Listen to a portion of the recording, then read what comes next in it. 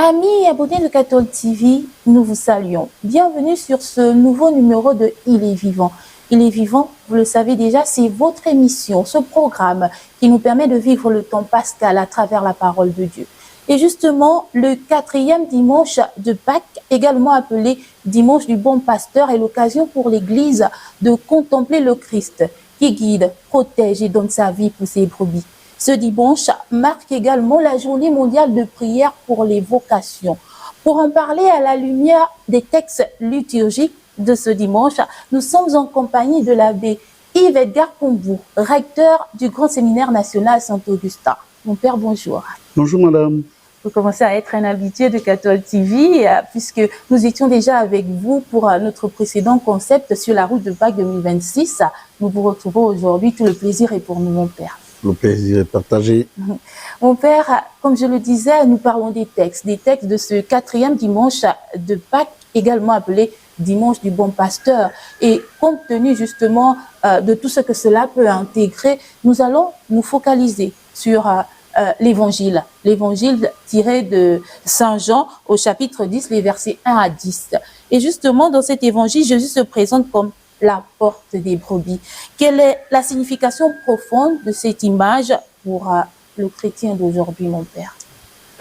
Je voudrais d'abord vous dire merci pour votre invitation sur ce plateau qui me donne l'occasion justement de parler des vocations, puisque je suis à la tête d'une structure qui est chargée de discerner les vocations qui nous sont envoyées par les évêques, c'est-à-dire le grand séminaire. C'est pas pour rien vous êtes là. Donc, dans l'évangile selon Saint Jean, au chapitre 10, les 10 premiers versets, Jésus se définit effectivement comme étant la porte des brebis, affirmant qu'il est l'unique chemin d'accès au salut. Et nous sommes tous appelés au salut. Et donc, cette image signifie que Jésus protège les fidèles qui sont les brebis. Il les protège donc des faux guides, des faux pasteurs, et il leur offre un passage vers la vérité et assure la liberté d'entrer et de sortir pour trouver la vie, la vraie vie. Et donc, cette image nous permet de dire que Jésus est l'unique passage vers le salut. Jésus est le seul moyen légitime d'accéder à la bergerie. Et la bergerie ici, c'est le royaume de Dieu. Et il faut donc comprendre également que Jésus est la protection et la sécurité par excellence. Parce que comme une porte protège les brebis des voleurs et des bandits, Jésus veille sur ses fidèles, Jésus veille sur les brebis. Et il faut donc passer par cette porte. Et cela permet aux brebis que nous sommes d'entrer et de sortir en sécurité, trouvant donc des pâturages, ce qui symbolise donc la liberté spirituelle et la vie éternelle à laquelle nous sommes tous appelés.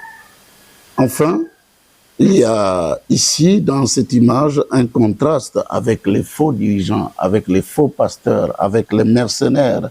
Jésus s'oppose donc à ceux qui cherchent justement à nuire aux brebis, qu'on peut qualifier des voleurs, tout en soulignant son rôle de guide bienveillant, son rôle de guide authentique.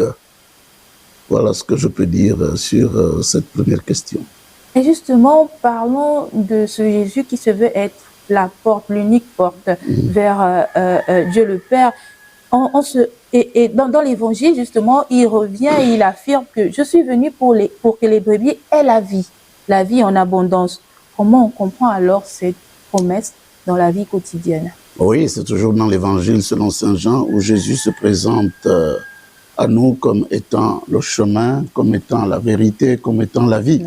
Qu'il s'agisse du chemin, de la vérité ou de la vie, ce ne sont pas des concepts philosophiques, mais c'est une personne vivante et agissante qui s'appelle Jésus. Et donc Jésus est venu pour offrir la vie éternelle, pour offrir la vie spirituelle, pour nous offrir cette vie qualitative, caractérisée donc par la plénitude de l'amour, la plénitude de la joie, la plénitude de la paix. et non une richesse matérielle. Il ne s'agit pas ici d'une richesse matérielle. Et cette vie en abondance, eh bien, c'est une relation intime avec Dieu, une relation qu'il faut cultiver quotidiennement. Et donc, cette relation commence ici-bas et elle va perdurer éternellement.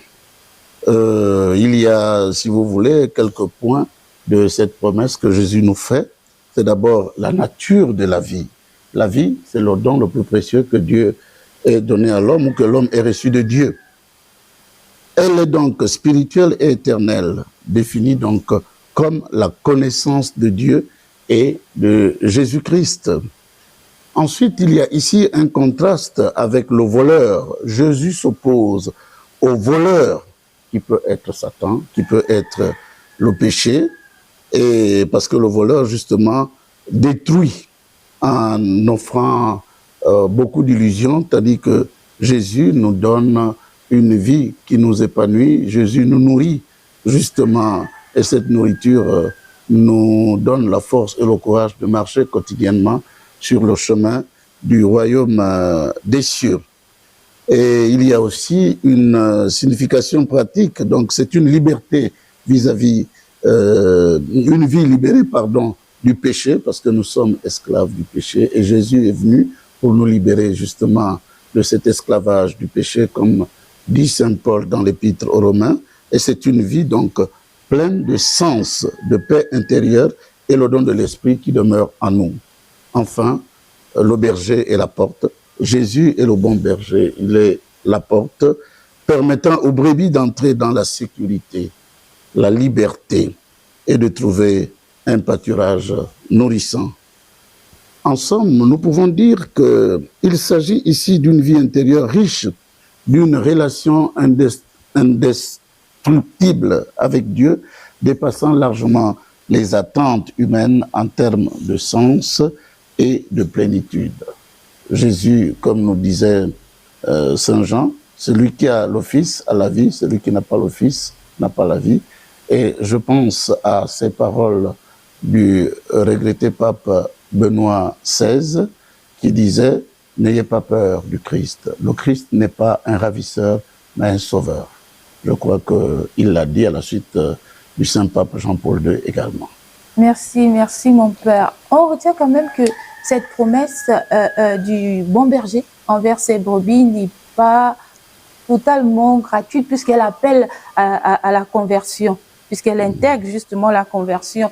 Et c'est ce côté-là qui nous amène à faire un petit clin d'œil à la première lecture tirée des Actes des Apôtres, chapitre 2, les versets 14 à 36 à 41, où Pierre appelle à la conversion.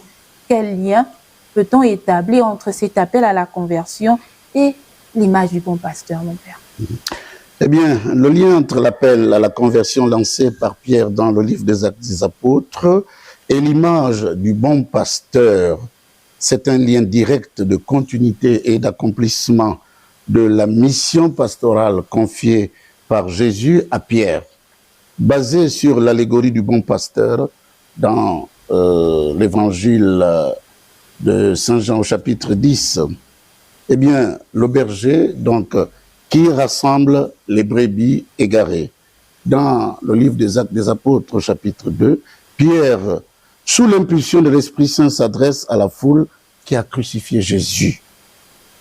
Il agit comme un berger qui cherche des brebis perdues, des brebis égarées de la maison d'Israël pour les ramener dans la bergerie. Oui, la conviction de Pierre ici, c'est que son discours est en même temps un appel de conversion. Et le baptême de 3000 personnes marque le rassemblement de ces brebis autour du ressuscité. Pierre, c'était un peu heureux, mais après la résurrection, avec la force de la résurrection, Pierre a le courage d'annoncer la bonne nouvelle. Il fait donc un appel à la conversion comme retour au berger.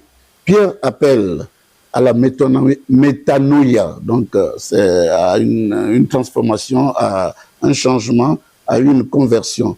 Et ce retournement est un retour vers le pasteur et gardien des âmes. Jésus, que nous présentons comme le bon pasteur, est donc le modèle par excellence, c'est le modèle de Pierre. Et Pierre a reçu tous les atouts pour pouvoir justement jouer ce rôle de bon pasteur. Pierre donc est présenté ici, peut être considéré ici comme le berger délégué. Après sa propre conversion, eh bien, et sa restauration par Jésus, Pierre accomplit ici sa mission pastorale. Et il exerce l'autorité avec humilité du bon pasteur, parce qu'il nous faut être semblable à Jésus, humble. Il prêche donc la parole qui sauve plutôt que la contrainte.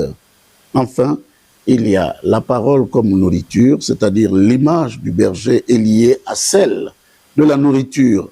En prêchant l'évangile, donc, Pierre nourrit le troupeau de la parole de Dieu, leur permettant de passer de la mort spirituelle à la vie. En somme, nous pouvons dire que Pierre ici exerce concrètement le rôle de berger délégué par le bon pasteur en utilisant donc la parole comme instrument pour convertir et pour rassembler le troupeau de Dieu.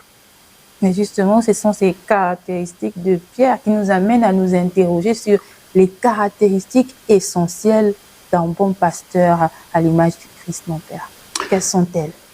Eh bien, les qualités essentielles incluent un dévouement total au troupeau, c'est l'enseignement de la parole, c'est l'intégrité et la compassion, agissant comme un berger bienveillant et non comme un mercenaire. Il nous faut donc un amour sacrificiel. Jésus lui-même nous a dit qu'il n'y a pas de plus grand amour que de donner sa vie pour ceux qu'on aime. Et le bon berger, c'est celui qui aime le troupeau à lui confier et qui est capable de se sacrifier pour que le troupeau, ou plutôt chaque membre de ce troupeau, chaque brebis, revienne dans la bergerie ou retrouve la vie. Comme Jésus, donc, le bon pasteur, donne sa vie pour ses brebis, il place donc les besoins du troupeau avant les siens, agissant par dévouement et non par contrainte ou par appât du gain. Mais aujourd'hui, je crois qu'en regardant ce qui se passe autour de nous, eh bien, on a l'impression que les gens s'engagent par intérêt, soit matériel, soit financier, et on oublie ce pourquoi on a été appelé. Mais il nous faut revenir justement à l'essentiel en essayant d'imiter le bon pasteur, le pasteur par excellence. Et j'ai l'habitude de dire aux séminaristes qu'on ne devient pas prêtre pour soi-même, mais on est prêtre pour les autres. Et le prêtre est un homme mangé. Il nous faut donc être capable de consentir des sacrifices pour que les brebis, justement, retrouvent la sérénité, parce que nous vivons mélangés dans le monde. Dans notre monde, il y a également des mercenaires. L'autre caractéristique, justement, du bon pasteur, c'est la connaissance personnelle des brebis. Hein? Jésus appelait ses disciples chacun par son nom. Donc, le bon pasteur ne considère pas son ministère de loin, mais il connaît personnellement ses fidèles, ses brebis, en créant une relation de confiance et de bienveillance. Et j'ai apprécié un prêtre qui nous a quittés depuis plusieurs années déjà, alors que j'étais en classe de première. Il s'agit de l'abbé Pierre-Damien Mbumba. Et après chaque messe, il restait devant l'église et il saluait les fidèles et il disait à certains, toi, dimanche dernier, tu n'étais pas ici.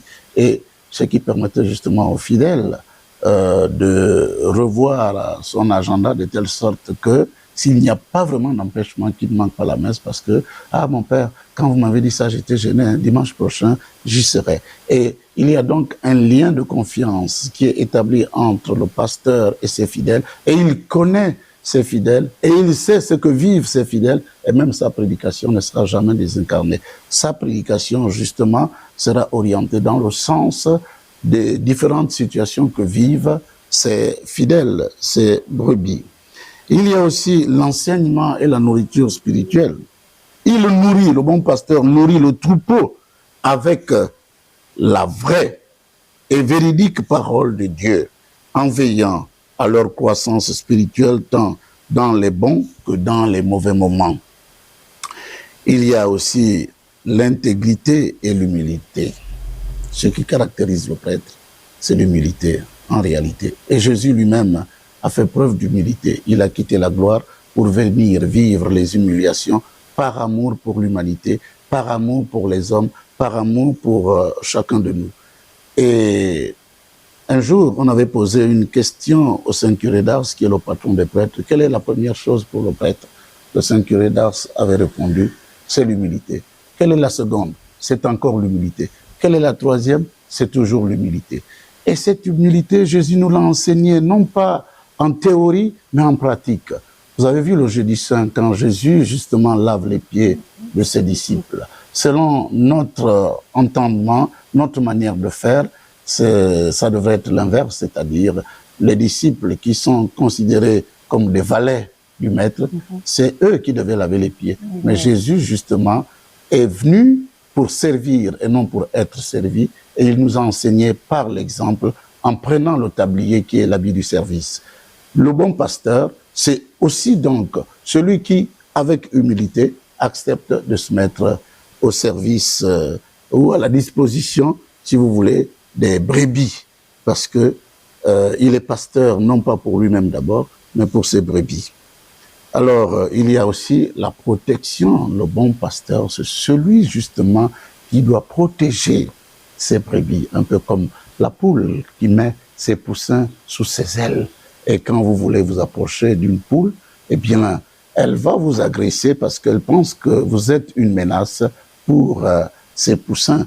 Et le bon pasteur, c'est celui-là qui est capable justement d'agir ainsi, qui est prêt à donner sa vie pour que l'humanité vive. Enfin, il nous faut avoir une passion pour le Rédempteur, parce que nous sommes pasteurs à l'image du bon pasteur. Il nous faut donc être connectés, il nous faut être branchés à Christ, parce que sans lui, nous ne pouvons rien faire. C'est lui donc qui nous donne la force, le courage, les énergies nécessaires pour pouvoir accomplir notre mission. On ne peut pas donc prétendre être bon pasteur si on est déconnecté du Christ. Oui, le ministère du bon pasteur est propulsé donc par son amour passionné pour le Christ, ce qui le pousse à être un exemple de grâce. Le pape Paul VI disait que notre monde a beaucoup de maîtres, et aujourd'hui notre monde n'a pas beaucoup de maîtres. Il a plutôt besoin des témoins, des gens qui disent ou qui font ce qu'ils disent. C'est pas faites ce que je vous demande de faire, ne faites pas ce que je fais. Les gens nous connaissent et il nous faut apprendre à prêcher d'abord par notre témoignage, par notre vie, parce que notre vie doit parler. Mon père, c'est parce que cette question est essentielle que je reviens en la posant autrement. Comment les prêtres d'aujourd'hui peuvent-ils incarner concrètement cette figure du bon pasteur aujourd'hui? Comment le prêtre d'aujourd'hui peut réellement incarner cette figure du bon pasteur? Alors, pour incarner concrètement la figure du bon pasteur aujourd'hui, les prêtres sont appelés à être des pasteurs au milieu de leur troupeau, en portant l'odeur des brebis et en privilégiant la proximité, l'écoute et le service dévoué. Il nous faut, en tant que prêtres et pasteurs, si nous voulons être des bons pasteurs, il nous faut apprendre à faire tomber les murs et les barrières qui nous séparent, qui séparent les pasteurs, malheureusement, de leurs brebis. Parfois, il nous arrive justement de rester dans nos bureaux et puis finalement, la porte est fermée, les brebis arrivent parce qu'ils ont besoin d'un conseil, ils ont besoin d'un accompagnement, mais puisque la porte est toujours fermée, eh bien, qu'est-ce qui se passe? Ils vont ailleurs parce que nous ne sommes pas disponibles, nous ne savons pas nous rendre disponibles justement pour accompagner ces pasteurs, ces brebis qui ont peut-être été blessés ou déçus quelque part, mais qui ont besoin d'un réconfort. Et j'ai l'habitude de dire, c'est un constat, je peux me tromper, mais je sais que ce que je dis est vrai, peut-être à 55%. Notre manière d'accueillir notre refus ou notre manque de disponibilité est à l'origine justement de beaucoup de départs de l'Église catholique vers les églises de réveil. Parce que si quelqu'un arrive 2, 3 fois chez le prêtre, la porte est toujours fermée, ou il répond mal, ou il n'a pas le temps, alors que celui qui vient, la brebis qui vient, a besoin justement d'un appui, d'un accompagnement, mais vous comprenez qu'elle va là où elle se sentira accueillie. Et si nous regardons, beaucoup de nos fidèles catholiques se retrouvent dans les églises de réveil par un manque de disponibilité et d'attention de la part des prêtres. Il nous faut donc une proximité et une présence sur le terrain. Et le pape François de regretter mémoire, justement, nous avait interpellés en nous demandant d'aller aux périphéries. C'est pas tout le monde qui viendra nous retrouver à l'église, à la paroisse, à la sacristie. Après la messe, il nous faut justement aller vers ces frères et ces sœurs qui ont besoin de nous pour que nous puissions leur apporter le confort dont ils ont besoin, mais aussi la parole de Dieu. C'est important justement que le pasteur, que le prêtre en tant que pasteur, à l'image du bon pasteur, soit vraiment à côté soit proche, si vous voulez, de ses brebis. Il ne doit pas être un fonctionnaire, parce qu'il y a ce que l'on appelle le fonctionnarisme sacerdotal. Quand les gens me demandent pourquoi vous avez choisi ce métier, je dis non, ce n'est pas un métier. Du moins, moi, je ne l'ai jamais conçu comme un métier. Mais il y a le cardinal Ottaviani qui, dans un livre intitulé « Les confidences du Christ » ou de Jésus à ses prêtres et ses fidèles, parle déjà du fonctionnarisme sacerdotal. Il dénonce cela. Et le pape François a appelé, disons, a évoqué cette réalité parmi tant d'autres comme étant des cancers spirituels. Il ne doit pas donc se considérer comme un fonctionnaire, mais un pasteur accessible. Voilà pourquoi je répète qu'il nous faut, nous, prêtres, apprendre à faire tomber les murs et les barrières qui nous séparent malheureusement de nos fidèles. Ces fidèles sont des cadeaux que Dieu nous donne, qu'il a placé sur notre chemin. Il nous faut donc apprendre à être disponibles pour écouter les peines et les joies de nos fidèles. Il faut également, je l'ai déjà dit, connaître et appeler par leur nom les différents fidèles que nous avons. Peut-être pas tous, mais il faut faire un effort. Avec le temps, on finit par connaître un peu plus de la moitié. Et il faut servir et se donner. C'est cela. Sacrifier sa vie, faire le don de sa vie. Il faut que Jésus a dit qu'il nous aime et cette preuve de l'amour dont il nous aime, eh bien, c'est le don de sa vie. Alors, nous sommes tellement attachés à notre vie que nous sommes installés sur nos commodités que parfois nous n'avons plus le temps pour nos fidèles. Et à un moment donné, on se pose la question de savoir pourquoi et pour qui avons-nous été ordonné. Le bon pasteur, donc, donne sa vie pour ses brebis. Concrètement, cela signifie ne pas être jaloux de sa tranquillité, accepter d'être dérangé et consacrer son temps et son énergie au service de la communauté, notamment pour les plus blessés par la vie. Et nous chantons souvent, j'ai l'habitude de dire aux séminaristes, mais écoutez, il faut apprendre à être disponible. Chaque jour, nous chantons ici, frappe à ma porte, toi qui viens nous déranger. Alors, le Seigneur vient nous déranger à travers un frère ou une sœur qui a besoin d'une parole, d'un conseil, d'une aide, de quelque manière que ce soit. Il nous faut donc apprendre à nous rendre disponibles. Et il nous faut donc les accompagner également sur le plan spirituel, et il nous faut faire ce que l'on peut appeler ici une pastorale de proximité. Et c'est cela justement, aller à la périphérie pour aller retrouver nos frères et nos sœurs qui ont beaucoup servi l'Église, mais qui, pour des raisons de l'âge avancé ou des maladies, ne viennent plus à l'Église. Parfois, malheureusement, certains sont abandonnés. C'est vrai qu'ils reçoivent la communion de la part des ministres extraordinaires de la communion, mais pas du prêtre. Mais comment font-ils quand ils veulent se confesser? Et la présence du prêtre peut être une grande consolation pour ses frères et ses sœurs. Il doit annoncer l'Évangile, prêcher une parole qui touche la vie quotidienne. Et pour que cette parole touche la vie quotidienne, il faut savoir ce que vivent les brebis. Et il doit célébrer les sacrements. Administrer donc les sacrements, en particulier l'Eucharistie, comme source de vie pour le troupeau. Parce que c'est l'Eucharistie qui nous fait vivre. Aujourd'hui, nous avons entendu le Seigneur nous dire que, eh bien, je suis le pain vivant. Depuis quelques jours, nous avons commencé le discours sur le pain vivant. Et ce pain, ce n'est pas le pain matériel, c'est Jésus lui-même qui est descendu du ciel. Et il se donne à nous comme nourriture. Ainsi pourrons-nous dire, comme Saint Paul, et avec lui, ce n'est plus moi qui vis, mais c'est le Christ qui vit en moi. Il nous faut donc favoriser la communion et la co-responsabilité, parce que c'est une des notions phares du Concile Vatican II, la co-responsabilité dans l'Église. Nous sommes tous responsables, nous sommes responsables ensemble. Donc ici, le pasteur ne doit pas être un clérical dominant, mais un rassembleur qui encourage les laïcs à exercer leur propre sacerdoce, puisqu'il y a ce que l'on appelle le sacerdoce commun des fidèles, parce que de par notre baptême, on est prêtre, prophète et roi. Le pasteur, le bon pasteur aussi, crée des relations fraternelles et travaille en équipe en évitant l'isolement.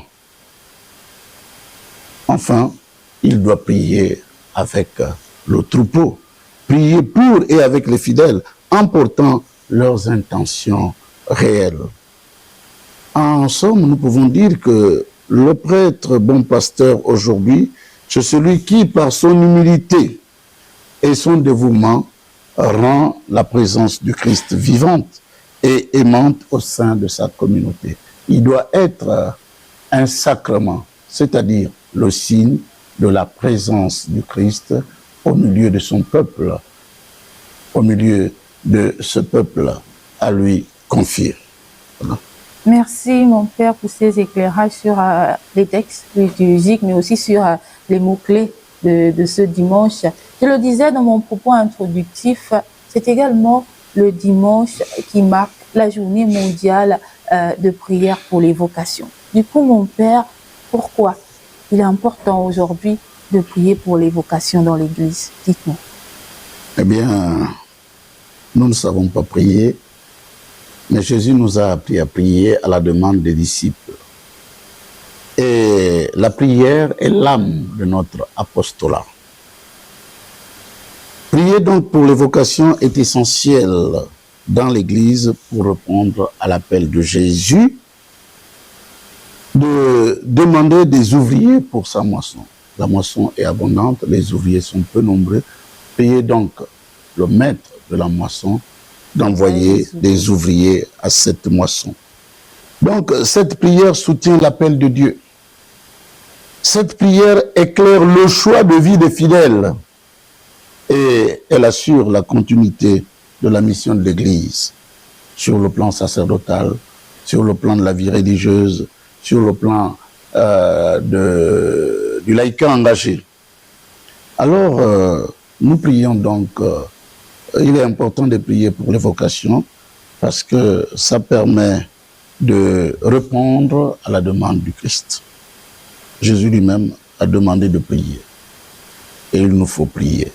Sans lui, nous ne pouvons rien faire. C'est en même temps pour entrer en dialogue avec Dieu, parce que la prière est un dialogue avec notre Père. Et Sainte Thérèse disait que la prière est un commerce d'amitié. Comme l'explique donc le pape Léon XIV, la vocation est un dialogue intérieur où la prière aide à discerner le don de Dieu et sa propre voix. La prière également est importante parce qu'elle soutient la liberté à l'appel. La prière aide à éclairer la liberté humaine pour qu'elle réponde à l'appel de Dieu. C'est un besoin pour la communauté de s'impliquer dans le devenir de l'Église. Et nous avons un devoir de prier pour les vocations dans notre Église. Il y a également l'autre intérêt que nous pouvons évoquer ici. Pourquoi prier pour les vocations? Eh bien, c'est le renouvellement des ministères. Il faut entendre par ministère ici les services. Il y a des différents services dans l'Église. Donc la prière permet de demander des prêtres, des religieux, des religieuses et des couples chrétiens pour la mission, en particulier dans le contexte de crise. Et même s'il n'y a pas de crise, nous avons besoin de prier pour les vocations parce que nous n'aurons jamais assez. On pense qu'on a déjà beaucoup de prêtres, mais je crois qu'il en manque encore beaucoup. Il suffit de voir ce qui s'est passé la semaine dernière. Les 3/4 des prêtres diocésains étaient à Franceville, à Mwanda, et il y a des paroisses qui sont restées sans prêtre, et d'autres paroisses où un seul prêtre a dû célébrer 3 messes le dimanche parce que, eh bien, il n'y en a pas assez. S'il y en avait assez, je crois que au lieu de dire 3 messes, on aurait dit peut-être 1 ou 2 seulement. Ensuite, la prière aussi est un instrument qui contribue au renforcement de la foi. Prier pour les vocations, donc, nourrit la foi et crée un environnement favorable à l'épanouissement de l'appel. Voilà ce que je peux dire. Et vous, mon père, vous, en tant que recteur du Grand Séminaire National Saint-Augustin, comment vous percevez aujourd'hui l'évolution des vocations, notamment chez les jeunes? Eh bien, je dirais dans un premier temps que la notion de vocation traverse une mutation tout à fait profonde. Et on ne parle plus forcément d'un appel unique pour la vie, mais d'une quête de sens immédiat et d'un impact correct. Je vais dire un peu rapidement comment je perçois justement cette réalité, cette évolution des vocations en partant justement de notre pays, le Gabon, que je connais mieux. Hein? Donc, de l'institution à la cause. Autrefois, on entrait en vocation pour servir une institution, qu'est l'Église, qu'est l'éducation nationale, qu'est l'hôpital, parce que vous savez que l'Église catholique a beaucoup investi et continue à investir dans le domaine de l'éducation et de la santé. Mais aujourd'hui, les jeunes se mobilisent pour des causes transversales, l'urgence climatique, la justice sociale et d'autres réalités. Et on a l'impression que celui qui exprime son désir de s'engager dans la vie sacerdotale ou religieuse, celui-là vraiment, il serait un idiot, il s'est trompé, il est un maboule, alors que parfois, il arrive que l'on rencontre des gens qui nous disent « Ah, mon père, vous avez fait le bon choix », pendant que parfois, dans les moments de crise, on se pose la question de savoir est-ce qu'on a fait le bon choix, pourquoi telle difficulté, mais Jésus lui-même a rencontré ces difficultés. Donc, la fidélité va à la mission plutôt qu'à la structure. Il y a le besoin d'alignement également parce qu'il y a une intolérance croissante à la dissonance cognitive. Donc, une vocation ne peut plus être déconnectée des valeurs personnelles. Si le pourquoi n'est pas clair, ou s'il y a un décalage entre les discours et les actes, le jeune se détourne. Nous avons donc, en tant que prêtre, en tant que formateur, une grande responsabilité. C'est-à-dire que ce qui est important, ce n'est pas de donner des leçons aux enfants. J'ai l'habitude de dire qu'on n'enseigne pas à un enfant ce que l'on sait, mais ce que l'on est. Parce que l'enfant copie bêtement ce que fait papa ou maman. Et j'aime bien raconter ce fait que j'ai vécu. C'est quelqu'un qui avait son petit-fils, et c'était le tout premier, et il avait l'habitude de dire à son petit-fils, « Salaud, salaud, salaud ». À force d'entendre ça, un jour, son grand-père reçoit 3 visiteurs, et le petit-fils se dirige vers un des 3 visiteurs, et il commence à crier sur lui, « Salaud, salaud ». Le grand-père gêné, alors il lui dit, « Hé, tais-toi, qui t'a appris ça ?» Mais c'est toi-même. Ouais. Donc, ce qui est important, c'est notre témoignage. Et Jésus nous dit, ce ne sont pas ceux qui disent « Seigneur, Seigneur » qui entreront dans le royaume des cieux, mais ceux qui font la volonté de mon Père.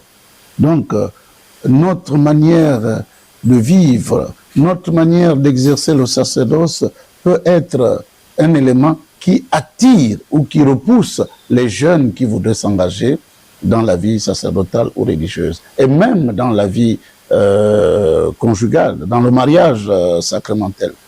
Parce que j'ai l'habitude de dire que si papa insulte maman tous les jours devant nous, si papa lève la main sur maman tous les jours, et la fille qui a déjà 12 ans, 14 ans, les enfants d'aujourd'hui sont très éveillés, elle est peut-être en seconde, elle commence à dire, mais c'est ça le mariage, moi je veux me marier pour qu'on m'insulte tous les jours, c'est ça le mariage, je veux me marier pour qu'on me tape tous les jours, non, non, non, j'ai fait l'école, je préfère rester seul. Et parfois, selon notre manière de vivre, on donne le dégoût du mariage justement aux enfants. Il nous faut donc soigner notre manière d'être. Donc notre témoignage, c'est important. C'est par le témoignage d'abord qu'on enseigne et qu'on attire. Et j'ai entendu des gens dire, oh, c'est ça être prêtre? Non, non, non, non, non, je voulais même être prêtre. Je ne vais même plus rentrer au séminaire. Nous avons peut-être une part de responsabilité et c'est important pour nous, en célébrant cette journée mondiale des vocations, de nous faire une introspection, de revoir notre manière d'être avec les jeunes, parce que quand on n'est pas en harmonie avec les jeunes dans une paroisse, ne soyons pas étonnés que cette paroisse soit vidée de sa jeunesse. Parce que je l'ai écrit dans un de mes ouvrages, c'est un fait que j'ai vécu il y a quelques années. J'étais vraiment scandalisé d'entendre un confrère dire à un groupe de jeunes, je ne veux plus vous voir dans ma paroisse, allez-vous-en, avec ou sans vous, ma paroisse va évoluer, elle ira de l'avant. Mais ce n'est pas votre paroisse, à la limite c'est la paroisse de l'évêque, nous sommes de passage. Aujourd'hui je suis là, demain je serai là-bas. Mais quand je serai parti, qu'est-ce que j'aurais laissé à la paroisse? Et une paroisse sans jeunes, c'est une paroisse qui est appelée à mourir, parce que les jeunes, c'est la relève, c'est l'avenir de l'Église. Il nous faut donc être attentifs à ces jeunes. Et parfois, il y a des paroisses où on ne leur donne pas de l'espace. Et ils deviennent des simples consommateurs de biens spirituels. Ils viennent à la messe, ils prennent la communion, ils s'en vont. Alors qu'on a besoin justement d'un laïcat engagé. Il nous faut enfin la quête de l'équilibre. Contrairement aux générations précédentes qui pouvaient s'oublier dans leurs fonctions, les jeunes cherchent une vocation qui respecte leur écologie personnelle. Le sacrifice, donc, n'est plus une composante par défaut de l'engagement. Et aujourd'hui, on a l'impression que certains veulent devenir prêtres parce qu'ils pensent qu'ils auront la quête à leur disposition, parce qu'ils pensent que les chrétiens vont faire des cotisations pour eux, alors que les chrétiens eux-mêmes, ils vivent déjà difficilement. Il y a donc en arrière-fond l'intérêt matériel, l'intérêt financier, alors que Jésus, certes, dit l'ouvrier mérite son salaire, mais si Dieu nourrit les oiseaux du ciel, je ne vois pas comment il va nous abandonner. Nous n'aurons pas des millions, mais nous aurons l'essentiel pour vivre quotidiennement si nous nous engageons sincèrement eh bien, à la mission à laquelle nous sommes appelés. En résumé, donc, la vocation n'est pas morte, elle est devenue plus exigeante. Et avec la nouvelle ratio, il ne suffit plus d'être un crack intellectuel. Vous pouvez avoir 18 sur 20, mais ça ne suffit pas pour être appelé, parce qu'il y a d'autres dimensions qui rentrent en compte. En dehors de la dimension intellectuelle, il y a la dimension spirituelle, il y a la dimension pastorale, il y a la dimension humaine. Et il y a une interdépendance entre toutes ces dimensions. Et le nouveau texte qui régit la formation des prêtres, justement, nous invite eh bien, à tenir compte de toutes ces dimensions. Quelqu'un peut dormir à la chapelle, mais si sur le plan intellectuel, sur le plan humain, ce n'est pas ça. Ça va être un peu difficile. Donc, la vocation n'est plus reçue comme un héritage, mais construite comme un projet d'utilité sociale. Alors, aujourd'hui, je le répète, c'est une conviction. Quand j'ai fait ma demande d'entrer au séminaire, j'ai dit à l'évêque que pour moi, être prêtre n'est pas un critère de promotion sociale ou professionnelle. Et pour moi, le sacerdoce, comme l'Église l'enseigne d'ailleurs, est essentiellement service. Celui qui ne veut pas servir ne devrait pas s'engager sur la voie du sacerdoce, par exemple. Et donc, il nous faut revoir nos manières d'être et de faire. Nous prions, c'est vrai, mais il nous faut être un peu plus proche des jeunes, parce que si on n'est pas proche des jeunes, parce que parfois, il y a, moi particulièrement, il y a quelques années, les gens disaient que je n'étais pas accessible. Et puis, si je ne suis pas accessible, ça veut dire que il y aura difficilement des jeunes qui viendront me voir pour me dire « Ah, mon père, comment on fait pour être prêtre? Moi, je voudrais devenir prêtre. Hein. » Mais bon, je crois que ma porte, elle est toujours ouverte. Je ne la ferme que quand je dois sortir ou dormir. Et il faut donc rappeler aux prêtres que nous sommes des instruments à travers lesquels Jésus continue à appeler aujourd'hui, parce que parfois, c'est notre manière d'être qui attire un prêtre. J'ai entendu un jeune à la prêtrise, j'ai entendu des jeunes dire « Ah, vraiment, quand il prêche, vraiment, la manière dont il est habillé, vraiment, la manière d'être avec les jeunes. » Donc, c'est important justement de soigner tous ces aspects. Ça paraît anodin, mais Dieu ne choisit pas des hommes capables. Il choisit des hommes qu'il rend capables. Dieu ne choisit pas des hommes qu'il qualifie. Il qualifie ceux qu'il choisit. Quand il nous choisit, et quand il nous appelle, il nous donne les moyens, non seulement pour répondre à cet appel, mais également pour accomplir la mission pour laquelle nous avons été appelés. Et du coup, mon père, quels sont les principaux obstacles aujourd'hui sur la voie de ces jeunes-là qui souhaitent répondre à l'appel de Dieu? Juste quelques éléments qui reviennent souvent. D'abord, la peur et le manque de confiance. Et ça, moi-même, j'en ai fait l'expérience. Je n'étais pas si brillant à l'école et on nous disait qu'au séminaire, on ne redouble pas. J'ai dit alors, si j'arrive au séminaire, après 1-2 ans, on me renvoie, qu'est-ce que je veux devenir? Et je n'ai jamais imaginé que je pourrais faire le doctorat parce que je me suis souvent sous-estimé, bien sûr, avant d'entrer au séminaire. J'ai failli compter sur ma propre force, sur mes propres mérites, en oubliant que je ne suis rien sans le Seigneur. Donc, la peur et le manque de confiance. Et c'est pour ça qu'il y a un accompagnement spirituel qui vous aide à discerner et qui vous donne des conseils. Il y a aussi les ambitions personnelles et le matérialisme. Je voulais être prêtre, mais je me rends compte que là, même au séminaire, ce n'est pas tout à fait ça. Je pense que je n'aurai rien. Et donc, moi, je vais me retirer.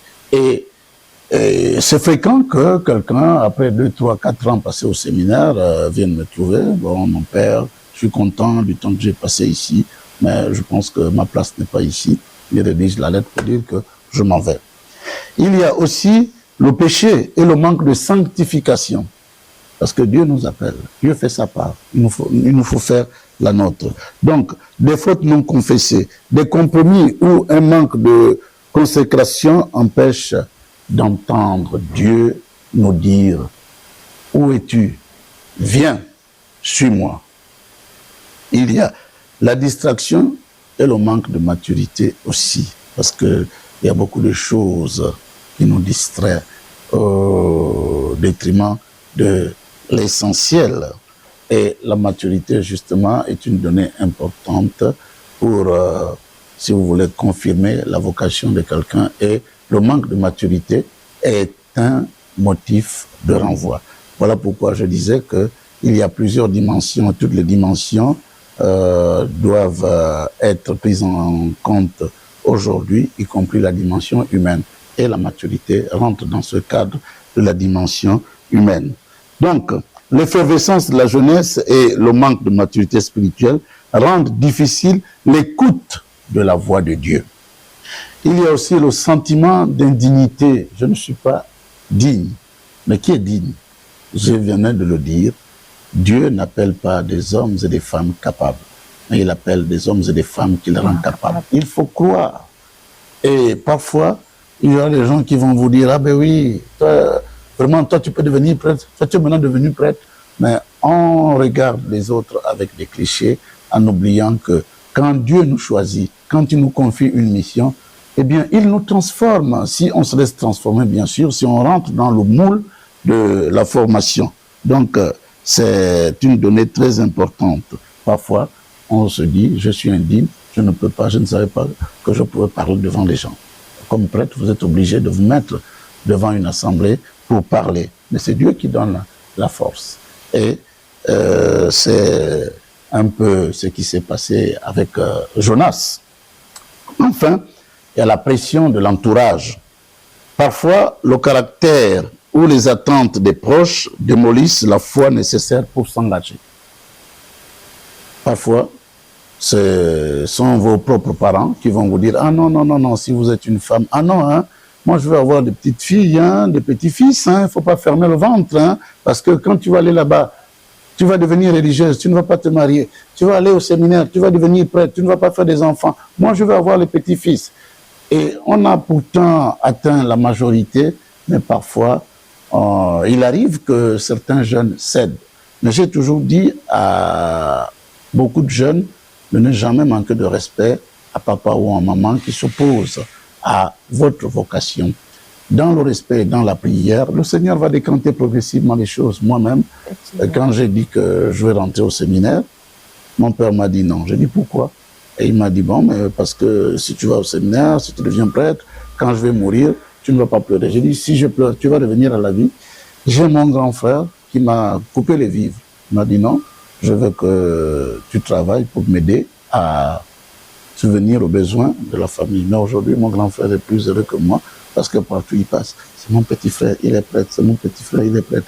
Il y a donc des jeunes qui se cachent derrière ces attitudes de certains parents, mais quand on voit qu'il y a la persévérance de la part du jeune, eh bien les parents finissent par respecter le choix du jeune. Donc il y a ça. Il y a d'autres même, j'ai eu quelques jeunes qui ont eu beaucoup de problèmes avec leur famille. Il y a un, ses propres frères l'ont bloqué sur WhatsApp parce qu'il est rentré au séminaire. Un autre, il ne peut pas aller chez son oncle parce que il est rentré au séminaire, son oncle étant éveillé, pour venir chez moi, passer les vacances de Noël de Pâques, il faut que tu acceptes justement de rentrer dans mon église. Donc, c'est important aussi de comprendre ce que Jésus nous a prévenu, il nous a dit que, eh bien, celui qui veut suivre le Christ, eh bien, il est appelé à rencontrer l'incompréhension, la persécution, et d'autres même la mort. Il y en a qui sont morts parce qu'ils ont fait le choix du Christ. Celui qui n'est pas capable, justement, de vivre cela, il ne peut pas être disciple du Christ, parce que le Christ lui-même, il a souffert, et nous qui sommes ses disciples, nous ne pouvons pas prendre un autre chemin que celui-là. Il faut donc nous attendre à la persécution, à l'incompréhension, au rejet. Mais ce qui est intéressant, ce qui est consolant, c'est que le Christ lui-même ne nous rejette pas. Voilà ce que je peux dire. Et face à ces obstacles, mon père, quel conseil vous donneriez à un jeune qui voudrait bien répondre, qui ressent cet appel au sacerdoce ou à la vie consacrée, mais qui hésite encore? Quel conseil vous lui donnez en tant que prêtre, en tant que recteur de grand séminaire?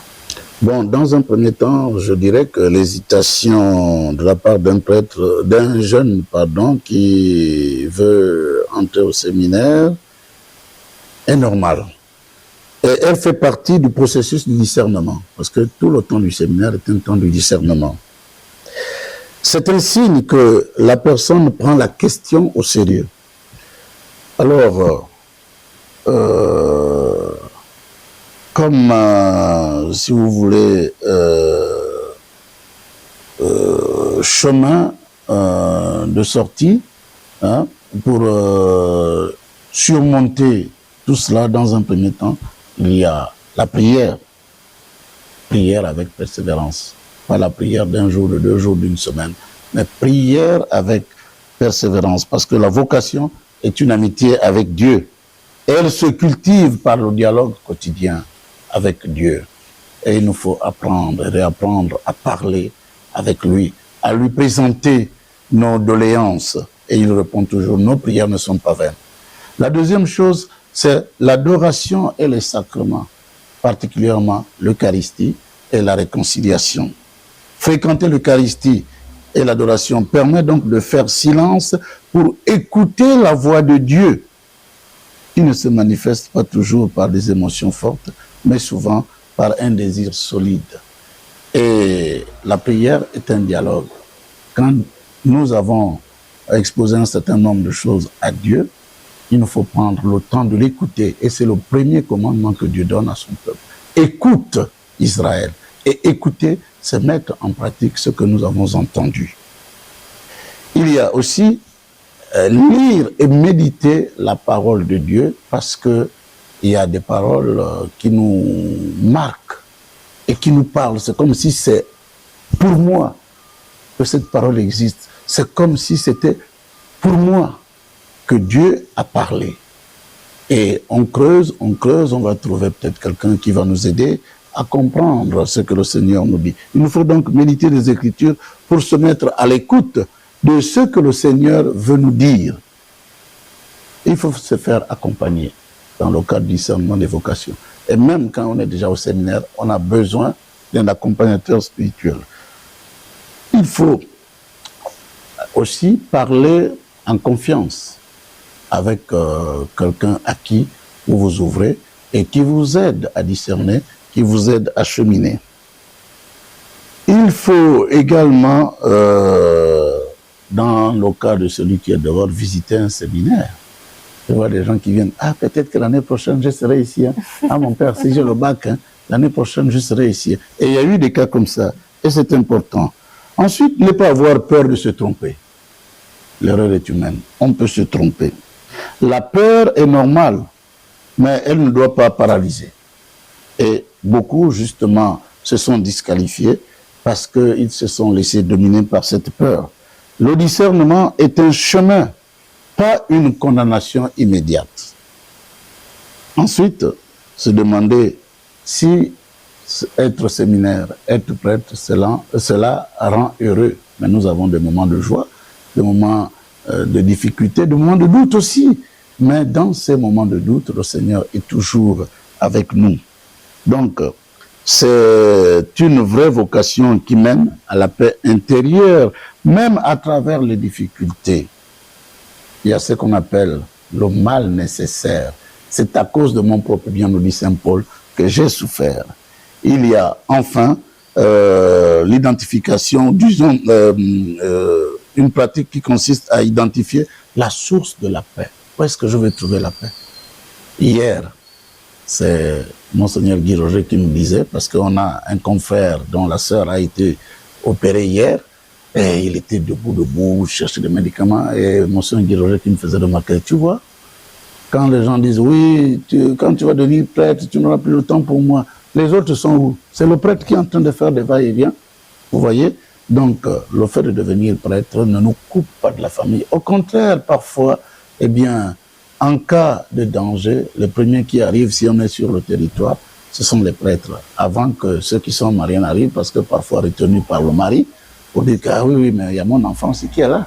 Donc, il faut justement identifier la source de la paix, parce que le discernement se reconnaît à la paix intérieure qui suit le combat initial, le sentiment d'être donc à sa place. Il faut s'impliquer aussi dans la communauté, parce que quand on rentre en séminaire, oui, tu étais à la paroisse, tu venais seulement à la messe, tu prenais la communion, mais tu étais engagé dans quel groupe?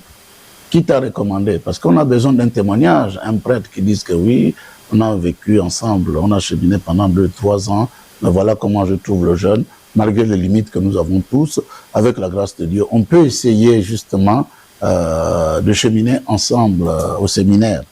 Et nous avons besoin de ce que l'on appelle la recommandation. Ensuite, il faut être fidèle là où l'on est. Et il faut fleurir là où nous avons été semés par le Seigneur. La manière de vivre donc au quotidien et la fidélité actuelle sont des indicateurs de la volonté de Dieu. En somme, il faut avoir un cœur disponible. Il faut avoir un cœur patient et confiant. Un cœur qui cherche la volonté de Dieu sans vouloir imposer la sienne. Même Jésus lui-même a dit, non pas ma volonté, mais la tienne. Et dans le Notre Père, nous le disons quotidiennement, que ta volonté soit faite. Voilà. Merci mon Père. On parle aussi au-delà du prêtre. Comment chaque baptisé peut-il vivre cette vocation comme une réponse à l'appel du bon pasteur? Juste quelques éléments. D'abord, le témoignage de vie et l'annonce de l'évangile. Donc, vivre sa mission prophétique, parce que par le baptême, nous sommes devenus prêtres, rois, prophètes. Ensuite, être des pasteurs dans son milieu de vie, dans leur milieu de vie. C'est-à-dire que dans ma famille, moi en tant que père de famille, est-ce que, en tant que père, en tant que chef, en tant que responsable, est-ce que je suis un bon pasteur ou alors je suis un mercenaire? Il y a ce que j'appelle, dans mon livre que j'ai publié à l'occasion du 175e anniversaire de l'évangélisation du Gabon, ce que j'appelle les papas mercenaires, les yaya mercenaires, les tontons mercenaires. Mais de l'autre côté, on commence à avoir des sœurs mercenaires. C'est-à-dire que moi, je suis marié, j'ai ma sœur, alors je dis, bon, toi tu es encore au collège, tu vas venir m'aider, mais la sœur là, c'est elle qui va me faire taper d'eau. C'est l'expression de la rue, hein, taper d'eau, je crois qu'on se comprend. Donc, dans mon administration aussi, je suis témoin. Est-ce que je suis un pasteur? Est-ce que je rassemble? Est-ce que j'essaie de donner du temps à mes collaborateurs? J'ai l'habitude de dire, ne dis pas notre Père, si tu fais équipe seule. Ne dis pas que ton règne vienne. Si au lieu de rassembler, tu divises. Le règne de Dieu, c'est un règne d'unité, c'est un règne de communion, c'est un règne d'amour. Donc, il nous faut vivre comme une famille, parce que Dieu lui-même est famille, Dieu lui-même est communion, Dieu lui-même est communauté. L'autre élément pour, on va dire, les laïcs, c'est proclamer la parole de Dieu. Ne vous contentez pas d'écouter la parole de Dieu. Au contraire, mettez-la en pratique. Et si quelqu'un vit de la parole de Dieu, on le voit dans ses actes. Et il faut servir la vérité. Il faut éviter de faire ce que l'on appelle la complicité dans le mal. Et Saint Jean nous dit que la vérité nous rendra libres. Alors, aujourd'hui, vous avez, à travers le monde, des témoignages au cours de l'histoire, des personnes, justement, qui ont perdu la vie au nom de la vérité. Mais la vérité vous rendra libre. Hein? Donc, en vivant en accord avec l'Évangile, ils témoignent de la vérité et combattent l'erreur devant des disciples missionnaires. Ensuite, l'offrande de soi et la charité. Et vivre en offrande spirituelle. Chaque baptisé est invité à offrir sa vie quotidienne, à offrir ses joies, ses travaux, hein, ses peines, comme un sacrifice spirituel à Dieu. Ensuite, pratiquer la miséricorde. Parce que dans nos bureaux, dans nos familles, il y a même des frères qui ne se parlent pas. Il nous faut justement être miséricordieux comme notre Père Céleste est miséricordieux. Priez aussi pour les vocations. Les laïcs ont le devoir de prier pour les vocations, pour qu'il y ait de nombreuses et saintes vocations. Et ensuite, servir comme le Christ serviteur. Même quand je suis dans une administration, je peux éteindre la lumière parce que j'ai une ménagère. Je dis, ah oui, viens éteindre la lumière. Pas éteindre la lumière là-bas dans les vestiaires. Il nous faut revêtir aussi l'humilité en tant que laïc engagé. Et être engagé dans le monde. Et un pape disait que l'engagement du chrétien dans le domaine de la politique, c'est le plus grand service qu'il peut rendre à l'Église.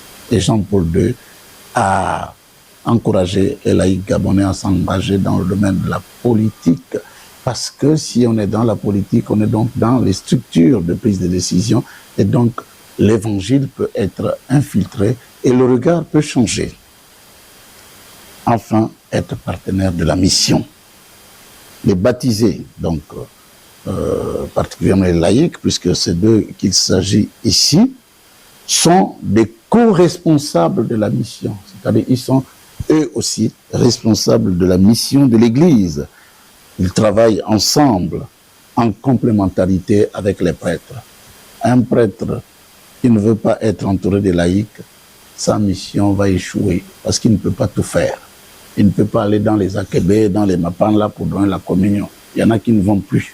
Tandis que si j'ai des laïcs, nous sommes co-responsables, on fait une répartition justement des tâches et on est plus fort, on est plus efficace ainsi. L'Église aujourd'hui, c'est l'Église de tout le monde. Et c'est cela aussi, la synodalité.